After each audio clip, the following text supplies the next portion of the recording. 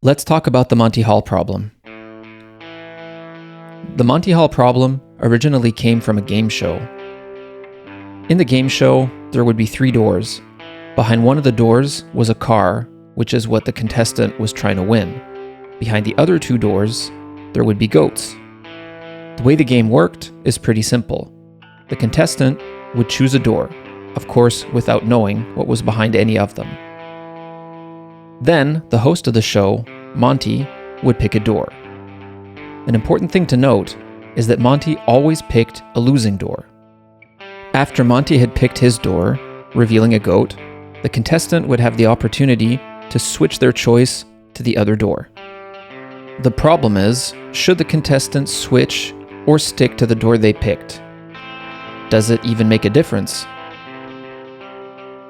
The answer is yes, it does make a difference. Switching doors is a better strategy than sticking to the initial door that you picked. A lot of people are surprised by this, and understandably so.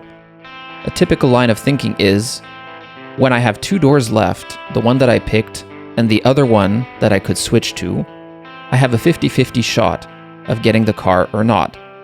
But this is not exactly how the numbers work out. There are several different ways to explain why this is the case. And although this problem is known for being very confusing and unintuitive, I personally think there's at least one way to explain the problem that's pretty straightforward, and that's what I'm going to attempt to do in this video. And then in some follow-up videos, I want to talk more about the other interpretations that will offer a bit of a deeper mathematical understanding of what's going on. For this video, I'm going to show you what I think is the easiest way to understand why switching is always a better strategy. We're going to consider 2 different strategies. Strategy 1, never switch, and strategy 2, always switch. Strategy 1 is pretty simple. There are 3 doors, we pick one door, and we stick with it. We're going to say without loss of generality, we pick door number 1. If you're not familiar with this term, without loss of generality means we're going to make a simplifying assumption that'll make it easier to work through the problem, but this simplifying assumption doesn't have any effect on the solution, and the solution will be just as valid as if we didn't make that assumption. For example, suppose that we have 2 numbers, a and b. It must be the case that a is greater than or equal to b, or that a is less than or equal to b. And note that we are saying or in the mathematical sense, so it's not exclusive. It could be both, in which case that simply means that a is equal to b. So a simplifying assumption here to make is that a is less than or equal to b. Because suppose it were actually the other way around, we could just relabel the numbers and make it such that a is less than or equal to b. So back to strategy 1.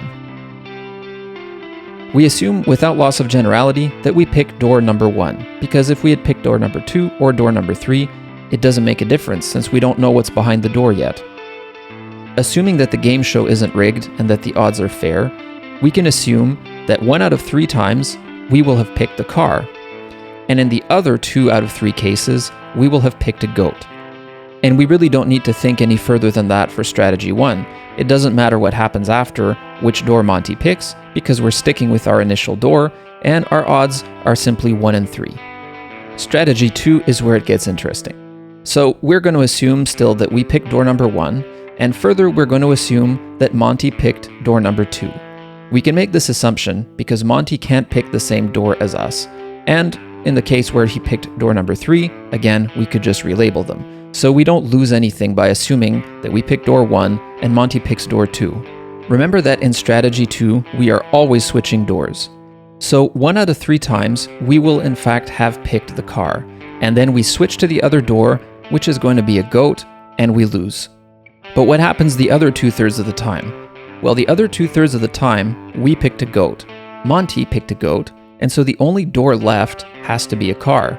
That's why switching is the better strategy, because 2 out of 3 times, we eliminate a goat, Monty eliminates a goat, and the only door left, the one that we can switch to, has to be a car.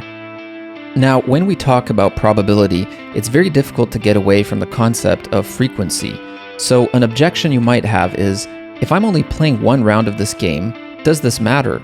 If I'm playing 100 rounds, I could understand that using a probabilistic approach, is the right way, and that I would expect to win more games than lose them, but if I'm only playing one, does it make a difference? The answer is no, it doesn't make a difference. And there's a simple way to illustrate it by reframing the problem. If Monty went behind the scenes after you picked your door and shuffled around the goats and the car, it wouldn't make any difference to the choice that you originally made because you were making it blind. So imagine instead 3 slot machines. You pick one, Monty picks one, the arms get pulled, then one of them will be a car and the other 2 will be goats, with each slot machine having an equal chance of being a car. I hope this has demystified the Monty Hall problem for you, at least a little bit.